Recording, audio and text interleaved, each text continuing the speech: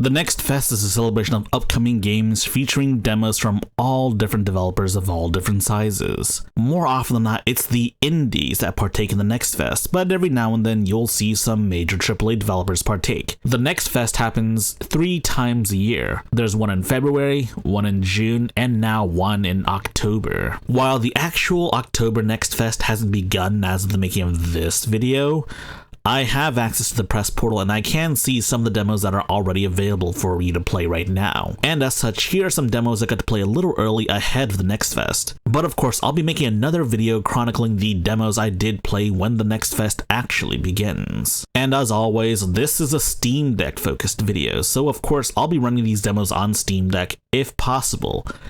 But if these demos don't work on Steam Deck, then I'll tell you and I guess I'll try playing on PC or something. So here are 10 demos you can try out. But before that though, if you like this video or any other videos on my channel, please like, subscribe, and share with all of your friends.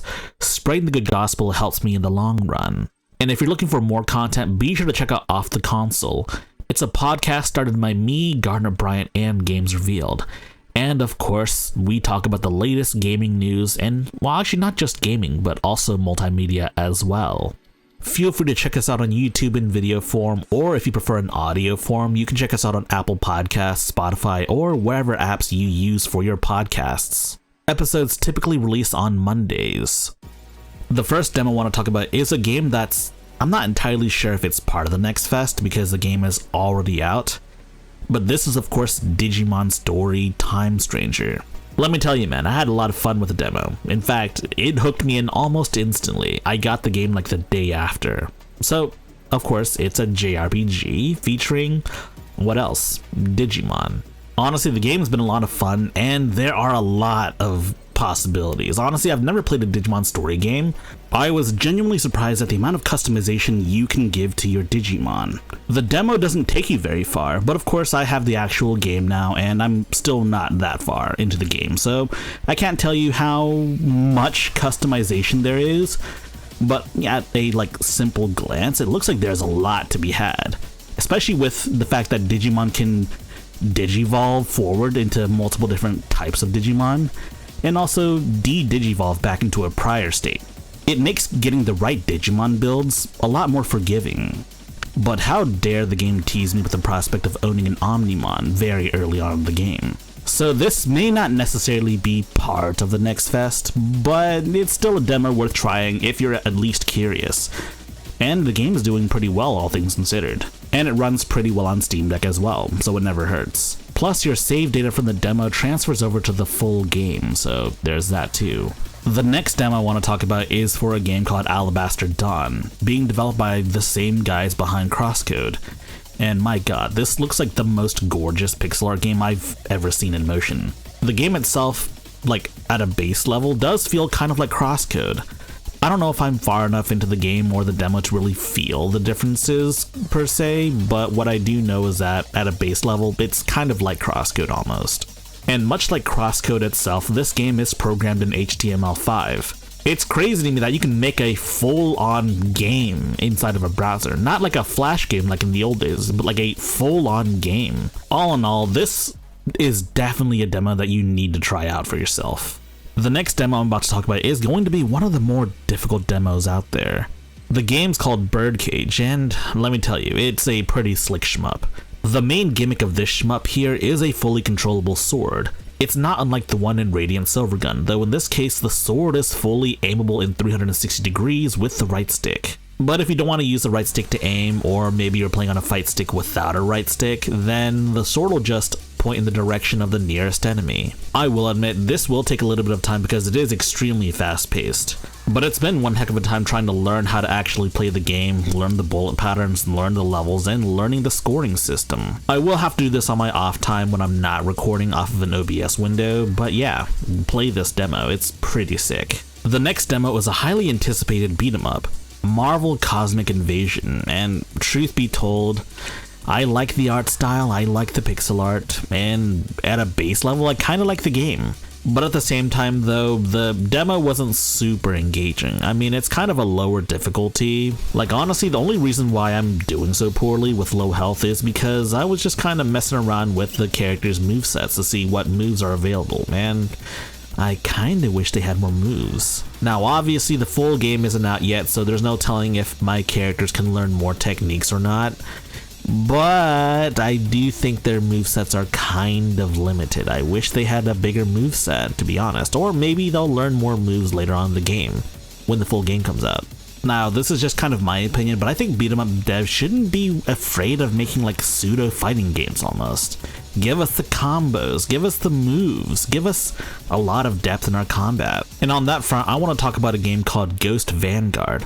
It's a beat 'em up roguelike that takes more inspiration from games like Devil May Cry. So yes, I understand it's a demo and it's probably towards the beginning of the game where you have a lot less moves, but I mean, there's a lot of moves and there's a lot of meat to this combat already as is. And yes, the game appears to have a sort of metagame progression, giving you permanent upgrades as well as unlocking new items to find in the dungeon. One thing that always interests me is the power delta in roguelikes, from the beginning of a run towards the end of a run, and also characters before and after persistent upgrades.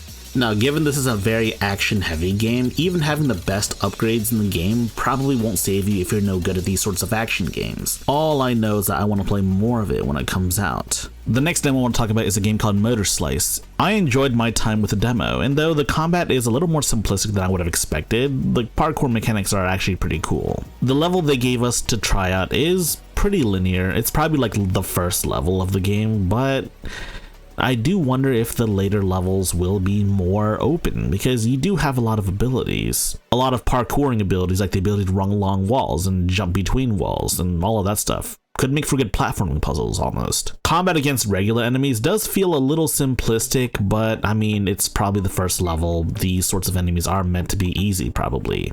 The actual big issue I have is with the performance on the Steam Deck. Now, this seems like it'd be a pretty good fit for the Steam Deck almost. The problem is that the performance isn't that great, and that's with lowering all the settings and also turning on FSR. If they're able to nail down the optimization and just make the game run better on Steam Deck, that would be great. I know the game's not complete yet, but it is worth mentioning now because I have a suspicion that Steam Deck players will want to play this game on the Steam Deck, you know? I mean, the thing that really annoys me about turning everything down to low is that the FSR shimmer is super duper visible in this game. So there's that too. I think optimization would go a long way in making this a much better experience. It runs at slightly above 30 FPS, which for a game like this, I think a parkouring, like sort of platforming game like this should be at 60 FPS minimum. Now, you could play this on PC, but I want to play this on the Steam Deck, dang it. The next demo I want to talk about is for a game called Fantasy Maiden Wars. For those who don't know, the Fantasy Maiden Wars series is an older series of Toho fan games, taking heavy inspiration from the likes of Super Robot Wars. Dream of a Stray Dreamer in particular is like a combination of all 4 games into one complete package. It released in Japan like in 2022, and now it's coming to the West, which is super interesting to be honest. As someone that's into games like Final Fantasy Tactics, Disgaea, or Fire Emblem, this is firmly up my alley. Tactical RPGs should be more common, and they really do need to be more common to be honest. And yes, it's a great fit for the Steam Deck. The next demo I want to talk about is a 2.5D Metroidvania called Kotama and Academy Citadel. You're a new transfer student in this Academy Citadel, and your goal is to be the Carmel Star, and you can only do that by getting enough votes from your fellow students. So like, student council president? It's sort of hard to judge Metroidvanias based on a demo, given that a lot of what makes the Metroidvania progress is your natural progression through the game. Kind of a personal preference thing though, but I do find the combat is kind of floaty almost. Honestly, I wish the combat was a little tighter, a little snappier, you know, but that's just kind of how it is. Also, I think there's a little too much slow-mo, like a little too much of that during the boss fights, but it is what it is. I also didn't really play with the settings all that much, though I do think this should be running better on the Steam Deck. Maybe after some optimizations. I know sometimes demos aren't the most optimized, but I think the full game should at very least run at a solid 60 FPS. Just my opinion though. And of course, probably the most fascinating and arguably the most janky demo I've played is for a game called Million Depth. If I had to describe the game kind of poorly, it'd be like Super Hot. but you make your own weapon, you control your own weapon, and it's a roguelike. Time moves when you move, and the hallmark feature is creating your own custom weapon. That said, rather than swinging your weapon around, you kind of just assemble the weapon out of blocks, and then you kind of just control the weapon independently from you with the right stick.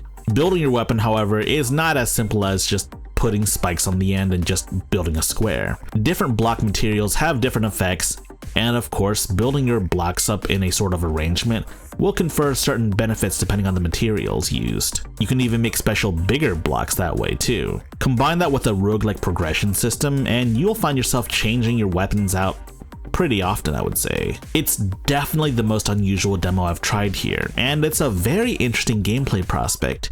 It might not be for everyone, but that's what the Next Fest is all about. You'll find little gems here and there, unusual gems that you might be a little too afraid to spend some actual money on, but as a free demo, you have no reason not to try it out unless you just don't have time or you're just lazy. And that covers some pre-Next Fest coverage of some demos you can play on your Steam Deck. Now, some of these demos could run better, I will admit. Some of these games should be better optimized for the full release when it comes out, because generally speaking, that just tends to be the case. And I might have cheated a little bit by putting a demo in for a game that very recently came out. But what matters is there are a ton of demos for a ton of games you can try, regardless of whether or not the Next Fest is currently happening. That said, I picked some demos that I figured would probably be part of the Next Fest. I mean, you'd have to be foolish not to be part of a Next Fest, right? Even if you are a bigger developer. If you like this video, please press the like button and check out our other videos. And if you like those other videos as well, be sure to press the subscribe button and share the good gospel of high-tech lowlife with your friends. Furthermore, we have a community Discord for enlightened individuals such as you. And if you wish to further support high-tech lowlife, be sure to check out our Patreon page. Links in the description.